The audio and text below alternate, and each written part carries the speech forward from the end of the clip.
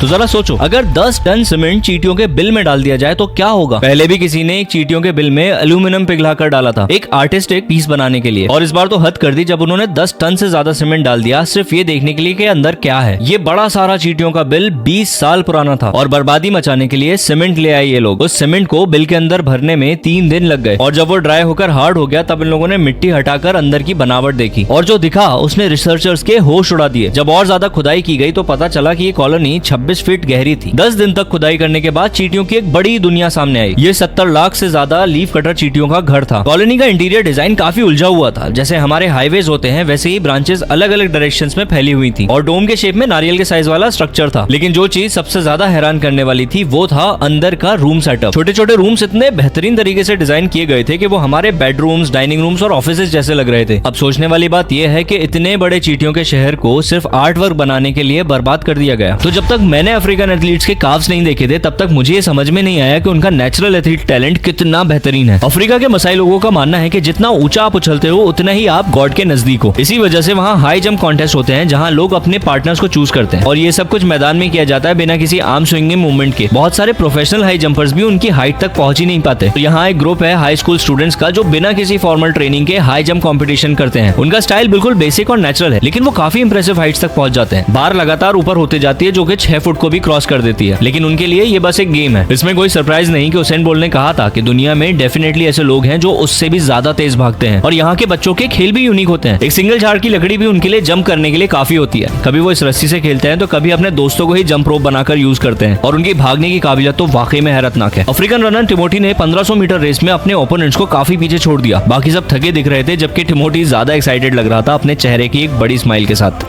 तो क्या आप जानते हैं कि न्यूयॉर्क की बेंचेस इतनी अजीब क्यों होती हैं? देखिए, हर बेंच में लोहे के उठे हुए पीसेस लगे होते हैं जो इसलिए बनाए गए हैं ताकि उन पर कोई सोने की जरूरत ना कर सके। ऐसे बहुत सारे मिलते जुलते डिजाइन भी हैं जिनका मेन मकसद बेघर लोगों को दूर रखना है। फॉर एग्जाम्पल, इनके सबवे स्टेशन में सीट नहीं होती, सिर्फ एक मेटल बार होती है जो लोगों को खड़ा रहने और बस उससे टिकने पर मजबूर करती है ताकि थोड़ी देर तक आराम मिल सके। लेकिन रियलिटी ये है कि कोई भी उससे टिककर आराम नहीं करना चाहता। कुछ स्टेशन में बेंचेस तो हैं लेकिन वो ऐसे डिजाइन की गई हैं जिसमें डिवाइडर्स हैं जिसके ऊपर सोना लगभग इम्पॉसिबल है। अगर कोई इस बेंचेस पे सोने की कोशिश भी करे तो उसे बड़े अनकंफर्टेबल पोजीशन में लेटना पड़ता है। इसके अलावा ये लोग कुछ बेंचेस इतनी पतली बनाते हैं जिसमें सोने की कोशिश करने पर आप थोड़ा सा भी हिले तो आसानी से गिर जाओगे। फुटपाथ पर रखे ब्लॉक्स भी ऐसे ही डिजाइन किए जाते हैं जिसमें कुछ उठे हुए रिजेस होते हैं या दूसरे पीसेस होते हैं जो बेघर लोगों के लिए जिंदगी और मुश्किल बना देता है। ये सब सिर्फ उनके बैठने या सोने से रोकने के लिए नहीं किया गया बल्कि ये उन्हें वहाँ मौजूद भी नहीं होने देना चाहते। यहाँ वो बेघर लोगों की मौजूदगी को खत्म करने के लिए अलग अलग तरीके अपना रहे हैं। तो इस आदमी ने अपना चेहरा 10 साल तक नहीं धोया और रोज अपने फेस पर शू पॉलिश लगाता है। इसकी वजह यह है कि जब पॉलिश सूखती है तो उसकी स्किन में काफी ज्यादा दर्द होता है, इसलिए पुरानी पॉलिश के हार्ड होने से पहले वो एक फ्रेश लेयर लगाता है। हालांकि लोग इसे देखकर अलग अलग बातें करते हैं, कोई इसे क्रिमिनल समझता है तो कोई इसे मेंटली इल। उसके साथ हमेशा एक औरत रहती है जो उसकी बहन कहलाती है। दोनों अक्सर स्टेशन की बेंचेस पर सोते हुए और भीख मांगकर अपना गुजारा करते हैं। इनकी असली पहचान जानने के लिए कुछ जर्नलिस्ट ने पुलिस स्टेशन ले गए। रिकॉर्ड चेक करने पर पता चला कि ये दोनों ट्विंस हैं और 10 साल से लापता लोगों में इनका नाम शुमार है। जर्नलिस्ट ने उन्हें घर ले जाने की कोशिश की लेकिन बहन ने जाने से साफ मना कर दिया। बाद में जर्नलिस्ट उनके गाँव गए और पता चला कि ये दोनों भाई बहन दिमाग से थोड़े से वीक हैं और अपने बड़े भाई के हाथों अक्सर मार खाते थे। एक दिन बहन घर से भाग गई और कई दिनों तक वापस नहीं आई। भाई उसे ढूंढने गया लेकिन वो भी उसके साथ कभी वापस नहीं आया। उनके बुजुर्ग पिता जो पहले ही बीमार थे 10 साल तक उन्हें ढूंढते रहे। भाई अपने चेहरे पर पॉलिश इसलिए लगाता है ताकि वो दूसरों को डरा सके और अपनी बहन की हिफाजत कर सके क्योंकि अक्सर उन बेचारों को लोगों के हाथों परेशान किया जाता था। जर्नलिस्ट की मदद से फाइनली वो दोनों घर जाने के लिए तैयार हो गए और वादा किया कि वो अब कभी घर नहीं छोड़ेंगे। तो आप इस बच्चे की डेडिकेशन को देखकर हैरान होने वाले हो। सिर्फ 10 साल की उम्र में उसका वजन 190 किलो था लेकिन आज उसने अपनी जिंदगी पूरी तरह बदल ली है। आर्या इतना मोटा हो गया था कि उसे एक छोटे से पूल में नहलाना पड़ता था और कपड़े फिट ना आने की वजह से वो चादरें लपेट कर रहता था। उसका वजन इतना बढ़ गया था कि वो घर से बाहर तक नहीं जा सकता था। उसकी जिंदगी में सिर्फ खाना, सोना, टीवी देखना और गेम खेलना रह गया था। हालत इतनी बिगड़ गई थी कि उसे स्कूल तक छोड़ना पड़ा क्योंकि थोड़ा चलना भी उसके लिए पहाड़ चढ़ने जितना हो गया। लेकिन उसकी टीचर ने हार नहीं मानी। उन्होंने स्कूल के बाद घर आकर आर्या को पढ़ाना शुरू कर दिया ताकि उसकी पढ़ाई न रुके। उसकी माँ कहती है कि उन्होंने पहली बार उसकी चलने की दिक्कत तब देखी जब आर्या 9 साल का था। तभी उन्होंने इस प्रॉब्लम का रीजन ढूंढना शुरू किया और पता चला कि आर्या एक दिन में 2 लोगों जितना खाना खा रहा था। बस यही असली दिक्कत थी। जैसे ही उसने डाइट कंट्रोल किया और एक्सरसाइज शुरू की उसका वेट धीरे धीरे कम होने लगा। बहुत मेहनत और डिटर्मिनेशन के साथ आर्या ने 100 किलो से ज्यादा वजन घटाया और अब एक नॉर्मल बच्चों की तरह खेलता, स्पोर्ट्स एंजॉय करता और अपने दोस्तों के साथ चिल करता है। आज आर्या दुनिया भर के लोगों को इंस्पायर कर रहा है कि एक हेल्दी लाइफस्टाइल अडॉप्ट करें। उसकी कहानी एक जीती जागती मिसाल है कि अगर डिटर्मिनेशन हो तो सब कुछ मुमकिन है।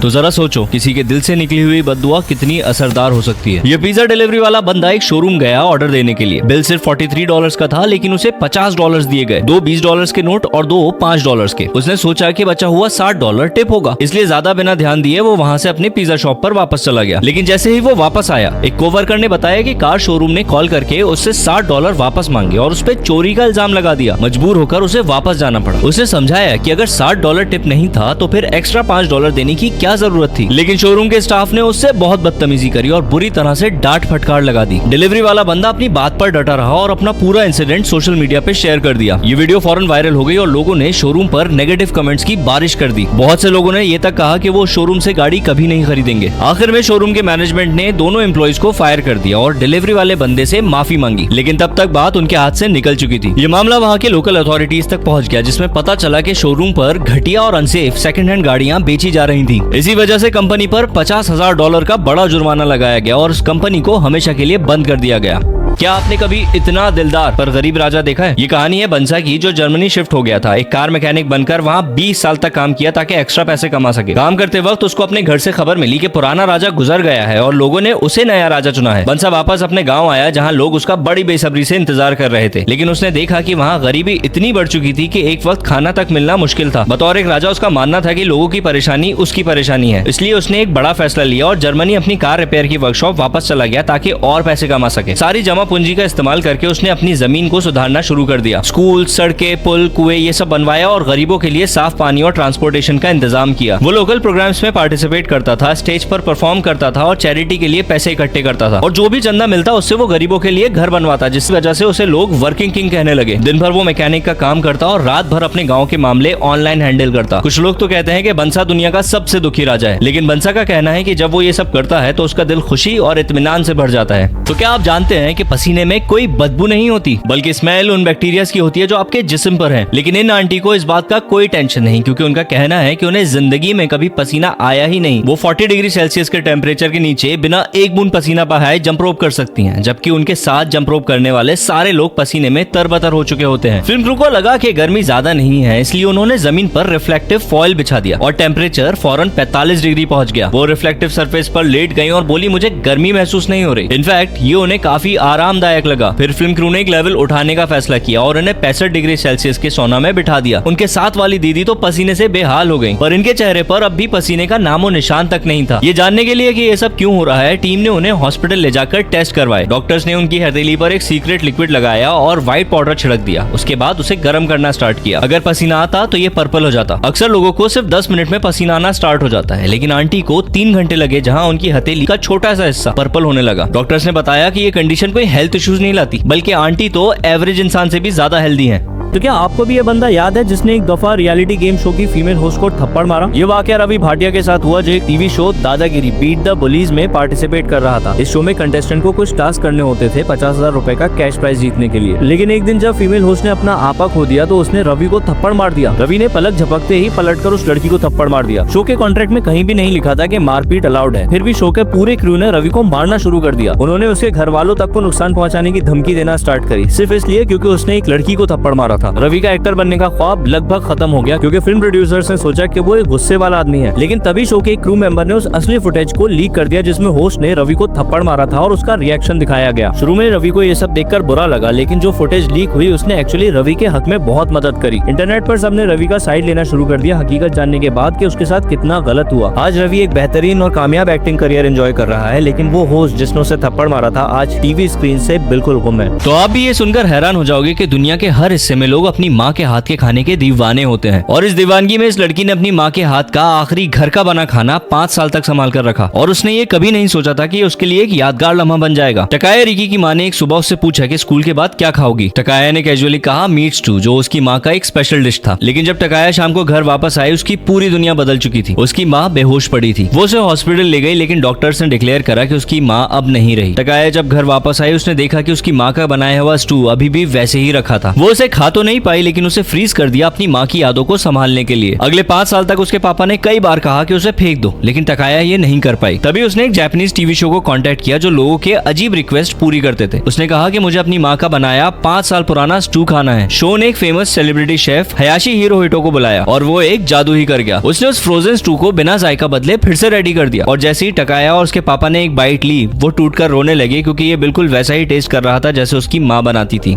तो जैसा आपको पता है कि आजकल हर कोई इंटरनेट पर गालियां देकर सुर्खियां बटोर रहा है, तो ये तोते भी ठीक उसी नक्शे कदम पर चल रहे हैं। दरअसल एक जू के तोते वहां आने वाले विजिटर्स को गाली देना बंद ही नहीं कर रहे, और जू वालों का इनको लाइन पर लाने का प्लान उल्टा पड़ गया। देखिए, इंग्लैंड के लिंकनशायर वाइल्ड पार्क जू में 5 अफ्रीकन ग्रे तोते लाए गए, और इस ब्रीड की खास बात यह है कि इंसानी जबान को बखूबी नकल करने में माहिर होते हैं। अब दिक्कत ये थी कि इन तोतों के पुराने केयरटेकर बहुत गालियां देते थे, और उन्होंने इन तोतों को भी गाली देना सिखा दिया था। तो जैसे ही ये तोते जू में आए, उन्होंने विजिटर्स को गाली गलौज करना शुरू कर दिया। बच्चों के लिए ये और भी बड़ी प्रॉब्लम थी, क्योंकि एक जू वाले ने कहा कि ये कोई नॉर्मल गालियां नहीं देते, प्रॉपर वाली गालियां देते हैं। फिर जू में और नए 3 तोते लाए गए जो इनसे भी ज्यादा खतरनाक वर्ड्स बोलते थे। अब जू वालों के पास एक ही रास्ता बचा था, पर ये बहुत बड़ा रिस्क लेने जैसा था। उन्होंने फैसला किया कि ये 8 गाली देने वाले तोतों को 92 अच्छे और शरीफ तोतों के साथ रखा जाएगा। वो तोते जो सिर्फ गाड़ियों की, माइक्रोवेव की या सिर्फ हेलो बोलने की नकल करते थे। उम्मीद ये थी कि शायद गाली देने वाले तोते कुछ अच्छी चीजें बोलने लगे, लेकिन रिस्क ये भी था कि वो 92 अच्छे भले तोते गाली गलौज सीखकर शुरू ही ना हो जाए। और हुआ वही जिसका डर था। आज उस जू में गाली देने वाले 100 तोते हो गए।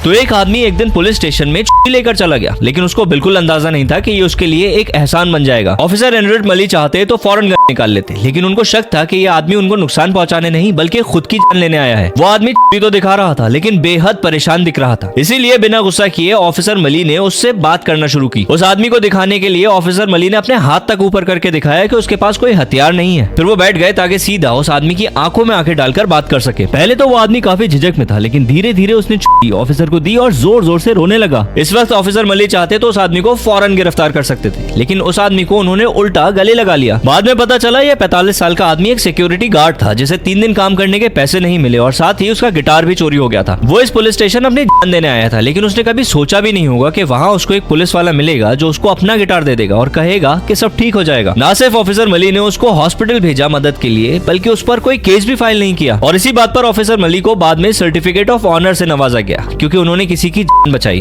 तो आप भी देखिए, एक बाप ने अपने बेटे के लिए आखिर क्यों एक बिजनेस खड़ा कर दिया। उन्होंने ऑटिज्म वाले लोगों को हायर किया और एक बेहतरीन बिजनेस बना दिया। ये शख्स जॉन डी एरी अपने बेटे एंड्रयू, जिसे ऑटिज्म था, उसके लिए नौकरी ढूंढने की कोशिश में थक चुका था। हर जगह उसको रिजेक्ट कर दिया जाता था और जॉन ये बात सोच सोचकर रात भर परेशान रहता था कि जब वो नहीं रहेगा तो उसका बेटा सर्वाइव कैसे करेगा। इसलिए उसने एक बिजनेस स्टार्ट किया जो एंड्रयू के हिसाब से परफेक्ट हो। सिर्फ एंड्रयू को नहीं बल्कि 80 और ऑटिज्म से जूझ रहे लोगों को भी नौकरी दी। आप ये जानकर हैरान हो जाएंगे कि 90% ऑटिज्म वाले लोगों को जॉब ही नहीं मिलती। लेकिन जॉन की राइजिंग टाइड कार वॉश में 90% एम्प्लॉइज ऑटिस्टिक हैं। जॉन कहते हैं कि उनका ऑटिज्म को देखने का नजरिया दूसरों के मुकाबले उनको एक बड़ा कॉम्पिटिटिव एडवांटेज देता है। ये एम्प्लॉइज नौकरी नहीं कर रहे हैं, बल्कि अपनी जिंदगी में एक मकसद महसूस कर रहे हैं। उनके पास कमाल का अटेंशन टू डिटेल है और ये सबसे ज्यादा मेहनती एम्प्लॉइज हैं जो उन्होंने देखे। We're gonna do this weekend. Hopefully over 1,000.